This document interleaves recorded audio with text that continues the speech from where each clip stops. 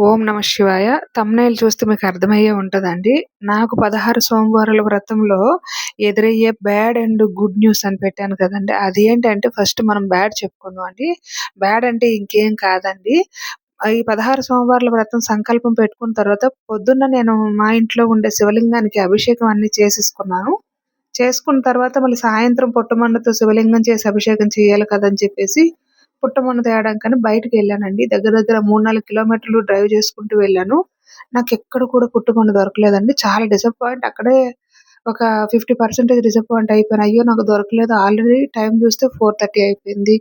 ఎక్కడ చూసినా పుట్టమన్న దొరకలేదండి. చాలా డిసప్పాయింట్ అయ్యి పార్కింగ్ చేసి బైకు ఆడనే కూర్చుండిపోయాను. ఎందుకో బాధేసింది. అప్పటికే నాకు ఎదురుగా శివాలయం టెంపుల్ కనిపించింది.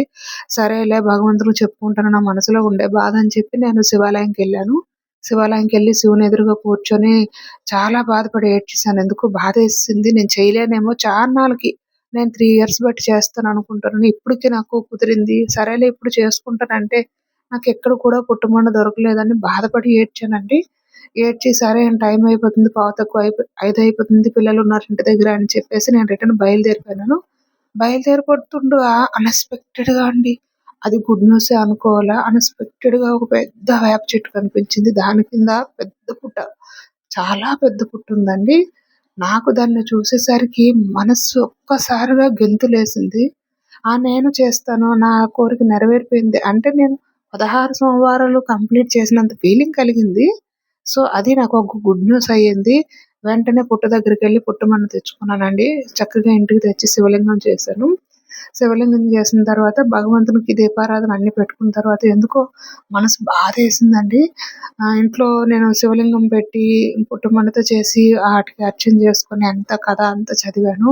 చదివిన తర్వాత మనసు బాధేసి చాలా సేపు నేను భగవంతునికి నా యొక్క మనసులో ఉన్న బాధ అంతా చెప్పుకున్న తర్వాత ఒక గుడ్ న్యూస్ ఏంటంటే నేను సాష్టాంగ నమస్కారం చేసేటప్పుడు నాకు ఏమంటే తలంతా బరువైపోయి ఒళ్ళంతా బరువైపోయిందండి. ఏంటి ఇట్లా జరుగుతుంది?